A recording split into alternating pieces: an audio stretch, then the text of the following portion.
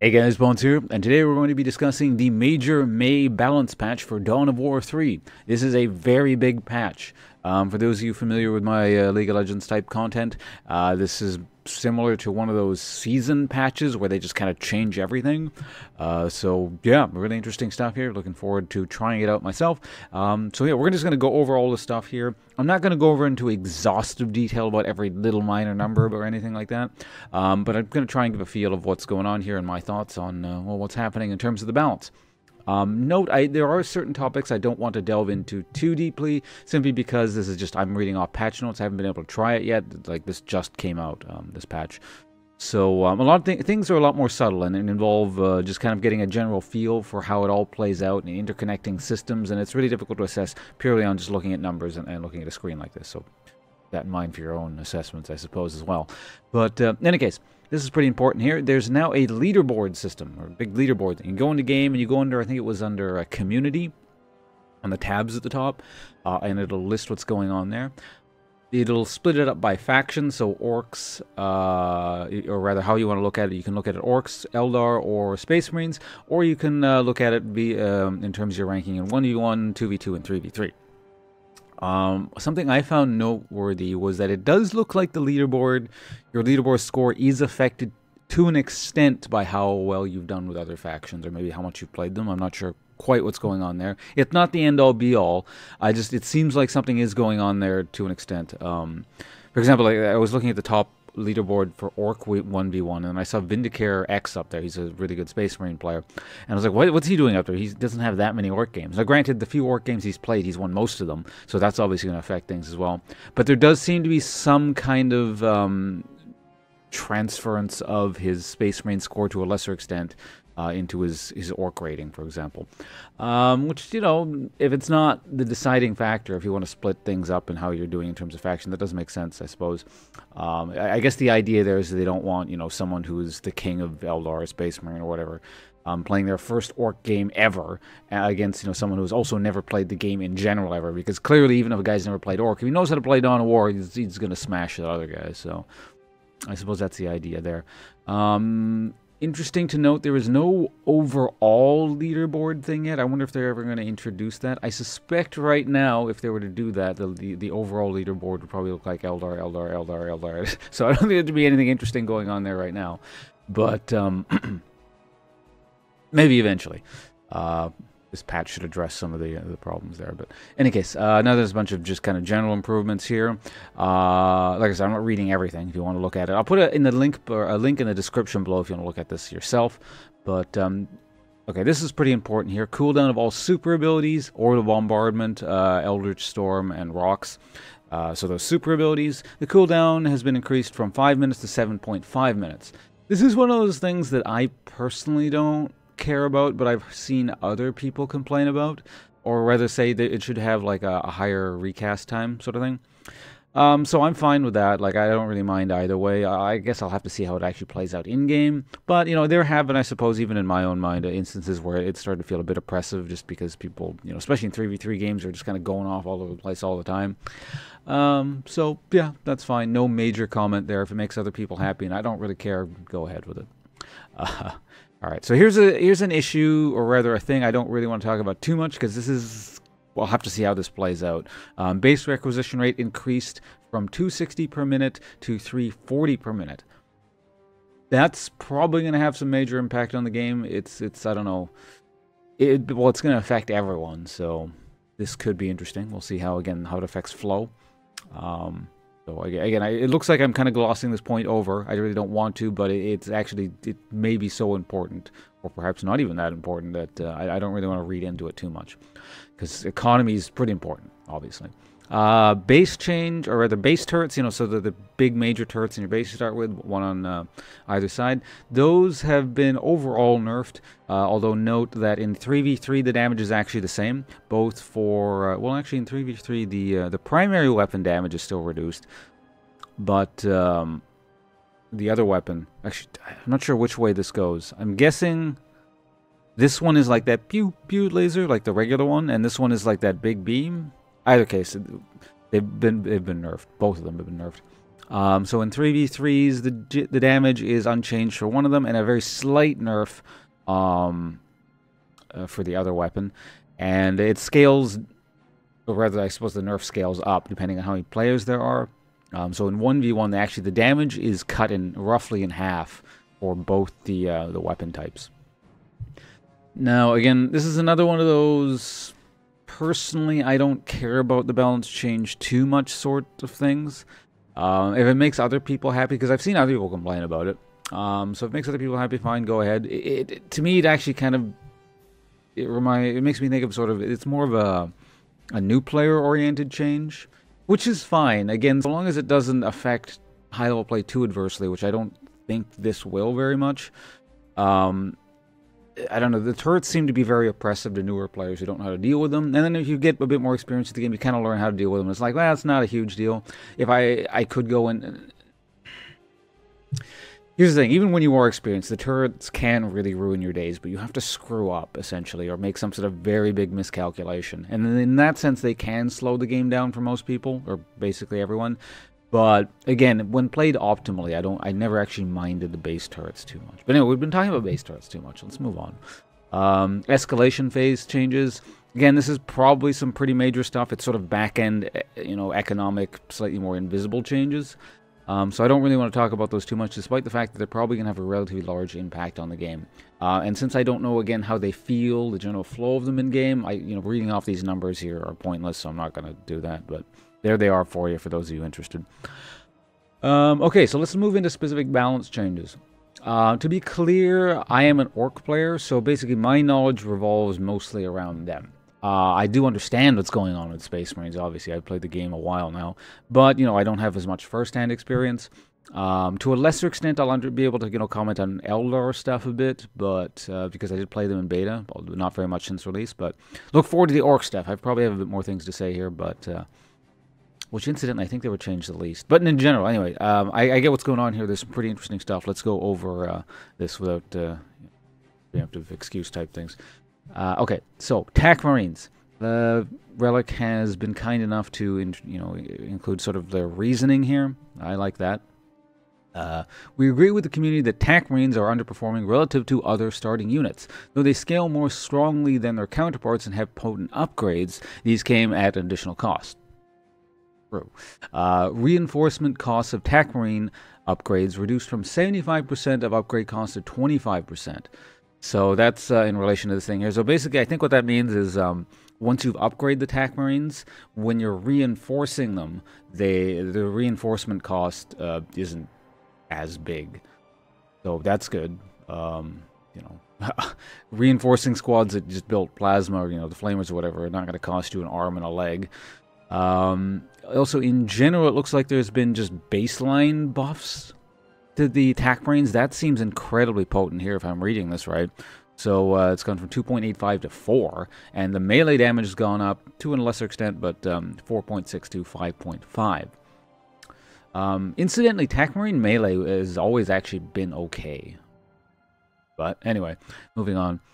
Then there's a bunch of bug fixes here. That's just whatever. You want to read the bug fixes, go do that on your own time. I'm not reading them out. Scout snipers. So they've been changed slightly, not in a massive amount. Scout snipers no longer need to wait for a short time before being able to move after having fired their weapons. Also, the hidden now gains a 10-second speed boost after firing. All right, assault marines. This is the big one here. I'll talk about what I think about it in a minute after we kind of read over what's going on here. I'm not going to read every single one of these little blurbs, by the way, just kind of the important ones. But Assault Marines are supposed to be good at striking backline targets and objectives, and generally forcing the enemy to engage on their own terms. In the hands of capable players, their offense was simply too effective, especially considering their ability to retreat. We've reduced the rate at which they generate jump changes or charges to give them more downtime and widen the window for counterplay. So first off here, the Power Sword upgrade is now available at Tier 2, so you can't get that right away. Pretty important. We'll talk about that in a bit. And the jump charge generation time has gone up from 65 seconds to 90 seconds. It also appears that upgrading with Power Swords has been increased in cost, and the Assault Leap damage reduced from 75 to 20. Assault Leap is, I think that's their, is that the Doctrine? Crap, I should have looked that up before doing this video. I'm going to assume that this is the Doctrine here, and not just like the regular jump. But in any case, yeah, Assault Leap, it sounds like the Doctrine. So anyway, Assault Marines. Generally speaking, they have a rather ugly reputation. It was just like, you know, oh, just Space Marine players, they do nothing but spam Assault Marines. And, I mean, I do agree that they probably were out of line. They were very annoying to fight, especially with this Assault Leap. Again, if this is the name of the Doctrine. That's the thing with me and, like, how I play games. I don't necessarily remember the actual ability name. I memorize it based on what it is. But anyway... I think it was maybe a bit overblown. I don't think they were like that disgusting, but certainly at the very least the perception was that they were so massively overpowered that this is all you would spam. And then basically when I was playing against Space Marines, I would go, oh well, it looks like we're gonna get another Assault Marine spammer. And then basically I was doing nothing but facing people spamming Assault Marines game after game after game, and that was the main annoying point for me. And granted, I don't necessarily blame people for doing that. They were legitimately good. I'm not, pretending they weren't. Certainly, there were a lot of factors contributing to that. Just the crazy mobility coupled with the fact that they just outfight things, especially with the Power Sword upgrade, and that they were just so good at taking objectives. Yeah, you just build a couple Space Marines assault squads, and you jump in, take an objective, jump out, and that was just kind of it. They can be countered. The issue that I have, which I've mentioned in the past in terms of balance concepts, is the ability to use this offensively is so easy. Get the Power Sword upgrade, jump in, take a thing, jump out. The counter to that is knowing that your opponent is going to do that, set up the proper counter, have it in place in position with sufficient force to actually repulse the thing, because you don't know how many are actually going to show up. So you may have to overcommit to defending something. In the meantime, the opponent could be doing something else. So basically, it was just a lot easier to use than it was to counter.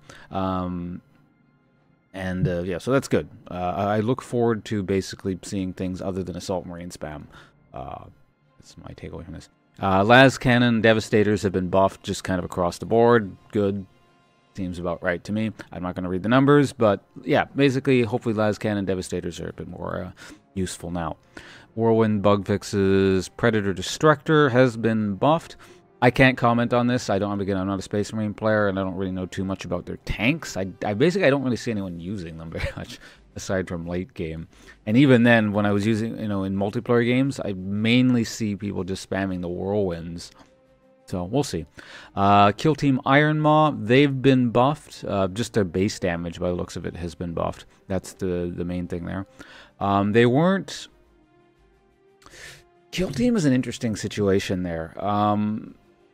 Part of it, I suppose, is just they were so common that they were kind of, you learn how to counter them fairly easily, but at the same time, they're really good. They can be used very effectively, for a two-point team, but yeah, I suppose compared to the Storm Boys and Striking Scorpions, they were underperforming. And given these two groups, the Striking Scorpion and Storm Boy nerfs we'll be talking about in a bit, it probably didn't need too much of a buff. Now, given that they increased the base melee damage, I wonder if that means, they'll actually be able to fight off the builder units when they get tied up in melee by them, slightly more effectively. Because that was basically the counter. You send in a builder unit and then tie them up in melee and they don't do anything. So, we'll see how that pans out. But that's a really silly counter, but I don't know. I don't really know what my feelings about that, but that's another topic. We'll talk about that later.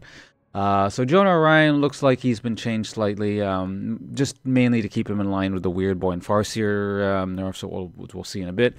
But maximum number of units hit per squad decreased from unlimited to 5. So I'm thinking that's talking about that big, lightning, I forget what it's called, but like that AoE thing he does. It can only hit a certain number of units per squad, as opposed to just like wiping everything kind of thing. It looks like Gabriel Angelos hasn't received too much in terms of change. They upped his damage slightly, but they're reducing his knockback CC type stuff. He always felt like he was kind of more or less in line, so that doesn't surprise me they didn't touch him too much. There's some Terminator stuff going on here. Added knockback on teleport arrival, seems reasonable. Cyclone Missile Barrage. Actually, I actually thought that I noticed something about this the other day. And I think it was just yesterday. I was playing, and they've reduced the rate of fire from, or I guess the channel time, or whatever you want to call it, from 8 seconds to 4 seconds. Yeah, I actually noticed that the other day because I heard one of those firing off in the distance when I was looking at another part of the map, and I heard this goosh, goosh, goosh, goosh, and I was like, what the hell is that? And I was like, oh, it's those things. And it was going on so long that by the time I actually looked back at my the unit that was being fired on, I think I moved them out of the way because this thing was so slow. So, because there's basically, I can't think of any other example, really, and like maybe you could, some of the other artillery stuff, but generally speaking, like something lasting that long in this game, which is relatively fast-paced, seemed very out of place to me. So Venerable Dreadnought changes. Maximal charge can no longer be interrupted by enemy units in between the Venerable Dreadnought and its target. And the range damage has been increased from 240 to 350. That seems relatively significant in terms of raw numbers. And I don't play Space Marines, so I don't use Venerable Dreadnoughts. I don't know. Be your own judge that. Now, if I'm reading this correctly, the Venerable Dreadnought doctrine that people take is the Assault Leap one. So, I mean, if that's being nerfed in... Well, actually, no, I guess if you're level 8, it doesn't matter any. So let's forget that point. Move on. It looks like Solaria is being buffed in general. I may as well read the... this little blurb here. While Solaria has high potential, she is also the most costly Space Marine elite to field. More drawbacks and limited mobility cause players to favor the Imperial Knight Paladin. Yeah, I've been seeing mostly Paladins. In particular, the slow on Gets Hot felt like it was hampering an otherwise cool gameplay moment. Instead, it will function more like a Fury mechanic, where you are rewarded for keeping her in combat. So yeah, remove the slow, range increased. When overheated, Gatling Barrage knocks back enemies. However, the knockback range wasn't large enough to force enemies into the Gatling Barrage area effect. This change will make this combo much more reliable. Okay. Yeah, it makes sense that they probably want to buff that. Like, honestly, when I first saw this ability, like in the alpha build, I was like, that is a really cool ability, but people just move out of the way in PvP. But looks like they're looking to buff it a bit or something. Iron Storm missiles, so they increase the range. All right, additional change. There's some important stuff in here. This is like army-wide stuff. So, increases shields granted by Plant the Standard from 350 to 400. That's pretty significant there. I guess like it was important when you're facing a Space Marine player. See, this is my perspective. How to kill Space Marines. It was always important to ensure that you actually took that standard and denied it to him or from him. This is, I guess, going to make that all the more important. That just seems like a relatively significant number bump right there. Anyway, drop pod damages buildings currently under construction. I'm guessing there's supposed to be a word missing there.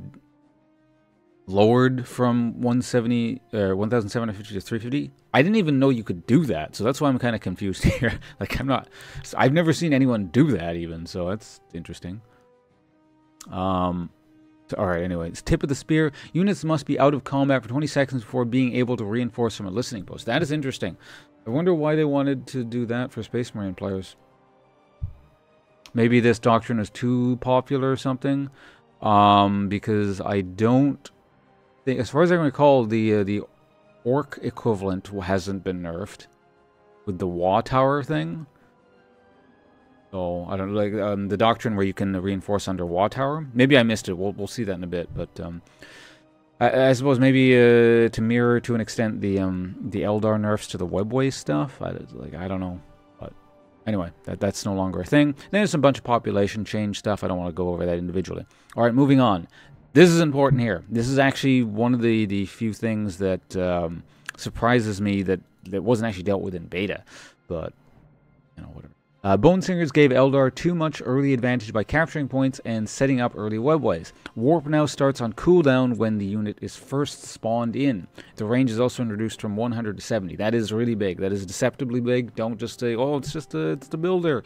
You know, whatever. You can ignore the builder. No, this is really massive. Again, this is one of those changes I'm surprised. Like, this is one of the things that I noticed very early on beta and abused, like, in my, as soon as I started. Not as soon as I started playing, but very early on. when I first started playing this game. And yeah, it's just been around. It's gone now. Rip Eldar? No.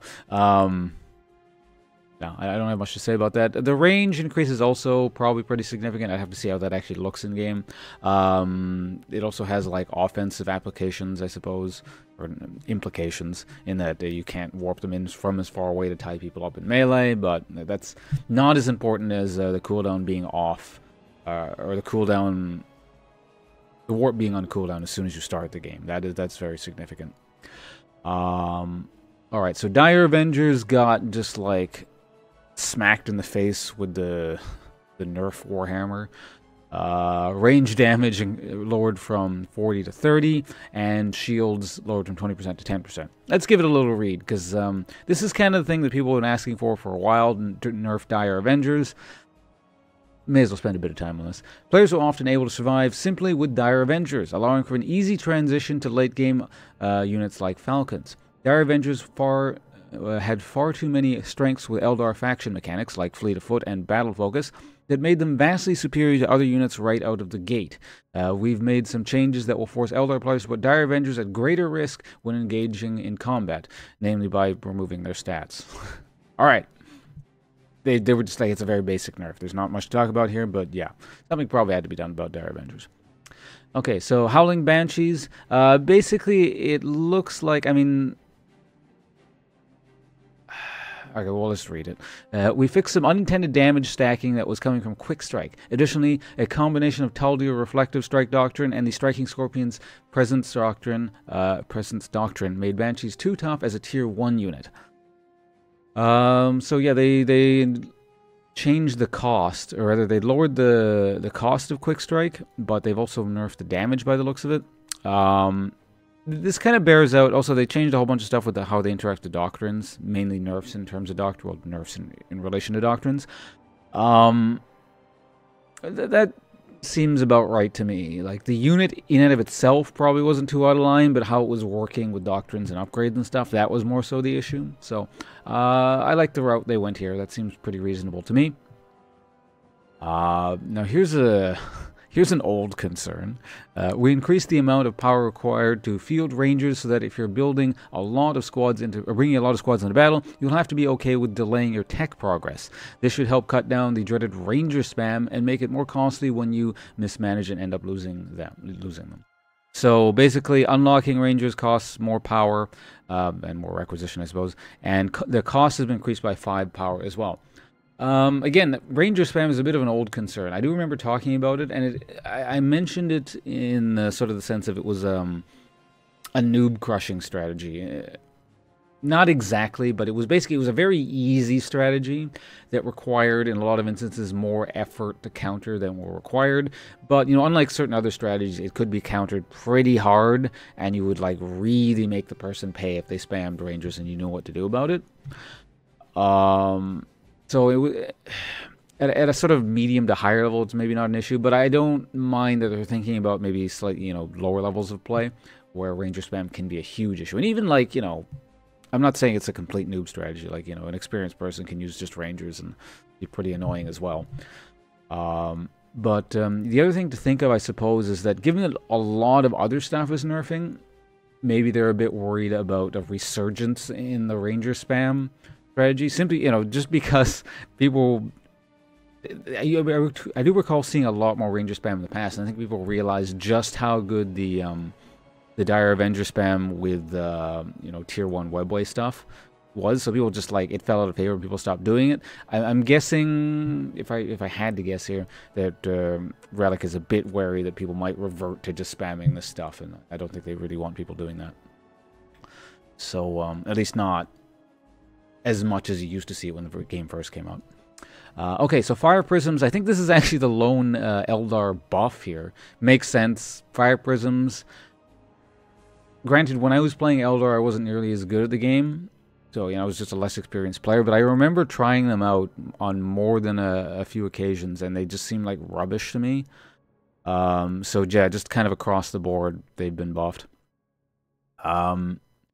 Incidentally, the superheated passive thing, that has gone from normal damage to true damage. That's interesting. Granted, like true damage this late into the game, it's not going to be as oppressive as like striking scorpions, who we'll talk about in a minute here. With true damage, true damage is always a very dangerous concept. In every game it's like ever existed in that I can think of. So it's coming in super late into the game, so hopefully it's not too much of an issue. But you always got to be careful around like that concept of true damage right there. That's the bane of balance in a lot of games.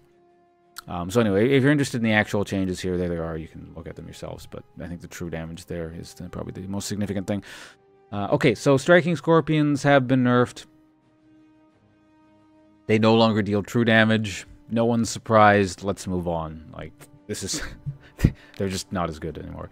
Maka has... interestingly, they actually did buff an element to her. But for the most part, it's nerfs. No one is surprised here. Sane has played the game more than a few times, I suppose. So they did a similar thing to the Jonah Orion thing we talked about earlier, where the maximum number of units hit per squad has been limited. So you can only hit a maximum of 4 units per squad, and you can't just like wipe the squad. So you'll never wipe the squad with the Psyker Blast anymore, which makes sense. Like, it was you could sort of dodge that spear, but in the midst of battle, I would say it was nigh impossible. It moved ridiculously fast, and it would just blow up, and then your squads were gone. And I felt like there wasn't too much counterplay there. So, yeah, having it limited is quite nice. Also, the damage has been reduced, so we'll see what that does to its squad wiping capabilities. However, the damage mitigation, like the buff part that your army gets, that's actually been buffed. So, well, there you go. Jane Czar's damage has been... The main thing here, Jane Czar's damage has been lowered a little bit on her boomerang ability thing. Doesn't surprise. I'm actually surprised. Well, not surprised, but it's interesting they touched her at all. I didn't think she was actually in a terrible place. Mainly, again, the people I see complaining about Jane Czar were sort of newerish players. And so yeah, there's a slight nerf on this, on her ability. Maybe, again, with all these other nerfs and balance changes and stuff, they feel like Jane Czar, might really come back into fashion again. And then when she's really popular again, other things are weaker. Perhaps some of the numbers were a bit overtuned. Again, like, even in the context of the game pre-patch, I don't think these nerfs have been totally out of line. I actually liked Jane Czar quite a bit when I was playing Eldar, but... Anyway, Warp Spiders, the units I've seen a grand total of 2 times, except for when I use them. We've made a small tweak to give their minds some potential while in the middle of a fight, and we'll continue to observe their effectiveness. So the activation time has been lowered from 7 seconds to 3 seconds. I actually like Warp Spiders, the thing, but I don't play Eldar, so I haven't had too many times to test them out, and I don't see other people ever using them. Perhaps because Eldar had some very obvious...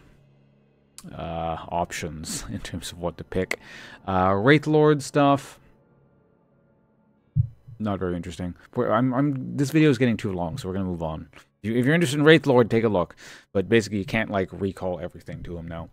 Additional changes. So this is important stuff here. Eldritch Storm true damage per tick reduced from 5 to 2.5.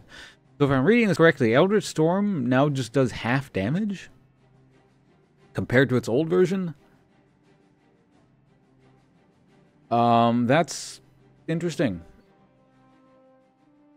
Oh, wait, no, hold on a second. Okay, this is the reason. Eldritch Storm Lightning Bolt delay decreased from 0.725 to 0.25 in conduit form. Okay, it was like, okay, it looks like the baseline Eldritch Storm is crappier, probably because it can't like be countered in a sense like the other super abilities are. You can just like split your army up and move away, but that can be difficult in the midst of combat.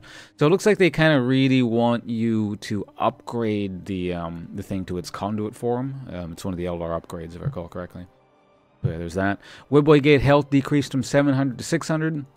Pretty important in conjunction with some stuff we'll talk about in a bit, because yeah, people seem to hate Webway Gates unless you're Eldar. In which case, they love them because they seem to do nothing but spam them and teleport them all over the place. Alright, anyway.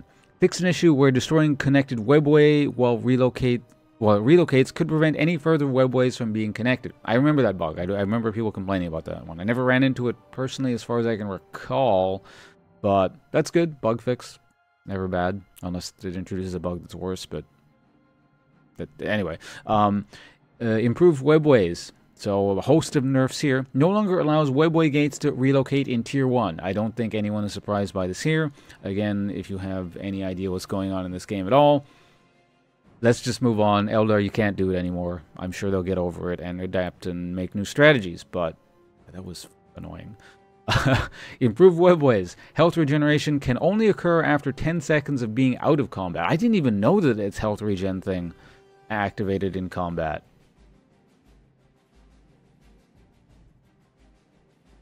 Okay. Guess it would have paid for me to pay a bit more attention when I was playing Eldar. Improved webways. Relocation cast time increased from 4 seconds to 10 seconds. Yeah, okay, that seems reasonable. Again, that's not something that's going to surprise anyone. Basically, it would just, like, if you ever attacked the webway portal or webway gate, it would just blink out of existence and disappear, and you wouldn't really have time to kill it unless you had absolutely overwhelming firepower or was already damaged or something. 10 seconds seems like a reasonable window to at least attempt something. And there's a bunch of population cap changes, which I'm not going to talk about. Okay. Some Gretchen changes. There's a bunch of this find the goods doctrine I've never used. So they're buffing it. Makes sense. I didn't find this one particularly useful, but basically when you teleport to scrap, you'll place a mine. I don't know how much damage that's going to deal, so we'll have to take a look at how that actually functions. Yeah, I'll have to see the damage and whatnot. Now stealth for 15 seconds or until detected. So, yeah, okay. Putting, honestly, like, I don't know why this doctrine existed before, so maybe there's an option to do that now. Boys in a weird, well, basically one of their doctrines has received a nerf. This is kind of an interesting kind of thing. I never actually took this doctrine, but it was always one of those ones that was hovering around in my mind. It's like, maybe I should give this a shot and test it. I just never got around to it. Decreased shout speed bonus stacking with WA from 100% to 50%. So yeah, that's actually interesting. What people would do would stack the shout plus yeah, the doctrine thing, and then, like, it would just be this, I guess, really fast boys. But anyway. So yeah, this is the main issue here. The truck spam has been nerfed. I want to point out now, I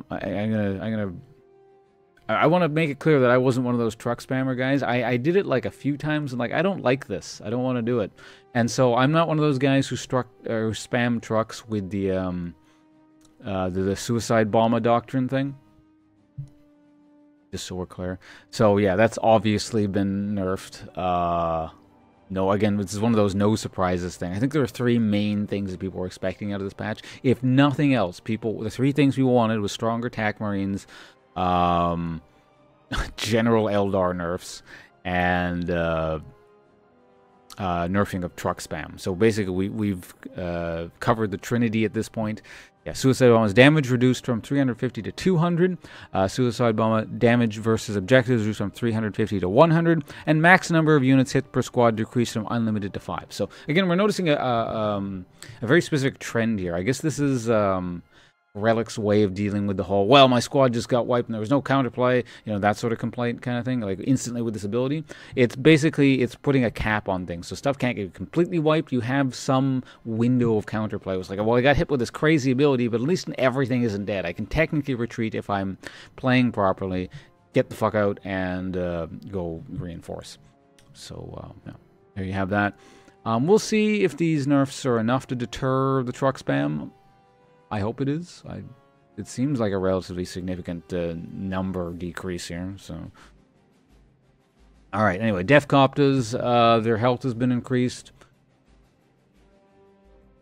I basically never built Death Copters. That's probably why they're buffing them. Nothing to say there. They were buffed. Killer Cans. It's been changed in terms of how they function with doctrines. Long-range rocket. The number of rockets remaining visible on the health bar under more cases. Wait, the number of rockets remaining visible on the health bar under more... I don't know what that means. It's one of those doctrines I didn't bother taking. Long-range rockets. Rockets should only travel a certain distance and expire after duration. Yep, okay. Killer Cans. Ladies and gentlemen. Alright, so Death Dreads. Considering that Death Dreads can't move while the shield is channeling, we increase the effectiveness of their shields so their lack of mobility isn't a death sentence. Big scrap shield. Shields decreased or increased from 300 to 500. That's a pretty big number increase there. Duration increased from 5 seconds to 10 seconds. I should probably maybe start experimenting with this thing. That's really all I have to say with it. Let's experiment with that doctrine, maybe. Alright. Combined with their range, the big track ability to keep high-value enemy targets stunned was pretty brutal. They now slow instead of stuns, keeping their crowd control utility, but making them less frustrating to play against. Okay, so it looks like they reduced the cost slightly, both in regular and salvage for them, but they don't stun vehicles. Alright. Late game stuff. Storm Boys. What have they done to Storm Boys here? Yeah, this is another one of those expected nerfs. But let's just read it out, I suppose. Storm Boys are in a good spot. They're relatively easy to kill with focused fire, and both forms of their suicide bomber can be dodged, provided you've been scouting. Despite this, its damage was too effective versus static buildings and against orcs. Suicide bombers' damage versus objectives were reduced from 350 to 175. And of course, they've done the the usual thing. They've reduced the number of units that can be hit. They've capped it. So yeah, if you have a big unit of stuff, it's not going to get totally wiped under like worst case scenario. So scrap. When upgraded with scrap, suicide bomber damage versus objectives reduced by 50%. Yeah, okay, makes sense. Generally speaking, like this guy's ability, the suicide bomber thing, it was slowish enough that you could dodge it, so I don't see it needing, crippling nerfs. It was mainly like the truck spam thing that was more annoying than anything, so. So the Kamikaze Doctrine changed hotkeys from Q to X. That makes sense to me. I lost the first time I used this, and granted, this is only the first couple games. So eventually you do get used to it, but it is still so annoying that like the suicide ability that just destroys your vehicle is on an easy to access hotkey, and you just kind of accidentally hit it out of habit, and it blows up. That's pretty crippling. I remember one time I actually had an ally in a 3v3, and he kept blowing up his own trucks by accident. And needless to say, we lost because he invested so heavily in trucks that he basically had nothing because he blew his entire army up, and it was a 2v3. And anyway. Oh, here's another expected nerf, I suppose. Yeah, this is another no-brainer kind of thing. The Weird Boy has, for the most part, been nerfed, although they did change some interesting stuff here in a buff sort of sense. Alright, like Maka, we hoped that the use of scouting would negate much of the Weird Boy's power, but here we go excelled at punishing enemy squads even when they weren't particularly out of position. Yes. True statement. Now here's the buff here. This is kind of interesting, sort of buff. Area effect damage removed from range attacks. However, the damage type has been changed from normal to true. Again, here's this dirty word again. True. True damage. Every time this pops up, it scares me a bit. And also, creates these notions, these terrible possibilities in my mind that I may be able to exploit myself. But we'll see how that pans out. See, it'd be interesting if they turn this guy more into kind of like an auto attack, the priority target sort of mage sniper auto attacker kind of thing, but we'll see. It probably won't affect things that much. But anyway, Scrap Blast, that's been changed. Scrap Blast damage was overpowering, especially against orcs. We've capped the damage as expected and increased its defensive utility. So same deal with Maka, more shields. Well, it's the similar deal with Maka. This thing gives more shields. However, it can't hit more than 5 units per squad. Alright, so here's the here we go thing. Remove damage from this ability, so you can't just warp onto people when everyone's gone. Makes sense. I didn't actually expect it to be nerfed that hard, but it was nerfed. So we'll see how that all pans out. Fist of Gork. Fist of Gork's travel time used to average about 4 seconds, but would vary based on range, i.e. it was faster when it was a close range. We removed this mechanic and made it a flat 3.5 seconds regardless of range. Makes sense. I always found that actually a bit wonky.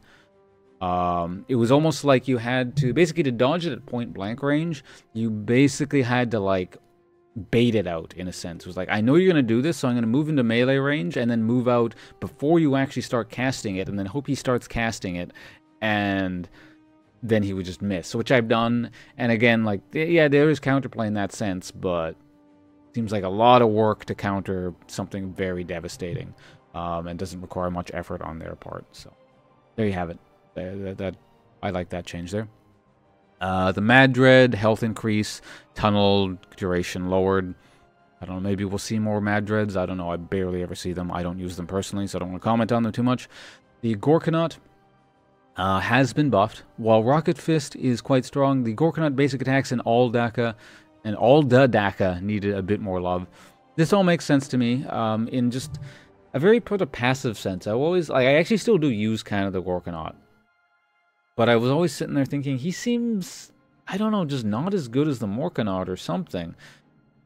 And I don't know, apparently maybe, again, I didn't understand it in a number sense. It just kind of, it was this subtle feeling and nothing major. It was just like, maybe I feel like he could have a bit more impact. So, yeah, it looks like they've just buffed him. Range damage has been increased and all the Daka damage has been increased. Good. All right, additional changes. Fix an issue where rocks could become unresponsive, picked up, and dropped. I don't think I've ever actually run into that bug. So, apparently there's a bug to fix. Then there's some population change stuff. Then a bunch of stuff down here. If you want to read these are just like extra things. They're whatever. I'm not going to sit there reading all that. It's kind of boring. So, I'm glossing over this. I'm sure there's some developer that, you know, spent countless hours of their life, you know, slaving over the game to get all this stuff in, and there's major changes down here. And they're like, no, it's important stuff. But anyway, that's it there. Note that I forgot to read this at the beginning, but all these balance changes are for multiplayer only, not single player. So that's kind of weird in the sense that you play the single player and get used to, maybe you get used to certain things, and then you come into the multiplayer and it's completely different. So maybe they'll kind of synchronize those two in the future. But I think I understand maybe why they did that. Like, this multiplayer or single player was crafted with a very specific sort of balance set in mind. So to mess with that might really mess some other things up. So anyway, that's the changes. I'm off to go play. This patch note reading took longer than expected. But like I said, it's a huge patch note. So hopefully, I should have told you guys to, I don't know, get a drink or, you know, bucket of popcorn or something. Anyway, I'm looking forward to testing all these changes out. Actually in-game and seeing how it all works out. So thanks for watching, guys. You can catch me on twitch.tv/Bonce. Link also available in the description below, much like a link to these patch notes. Yeah. Cool stuff. Good patch. Hopefully. We'll see. Looks good anyway. Bye.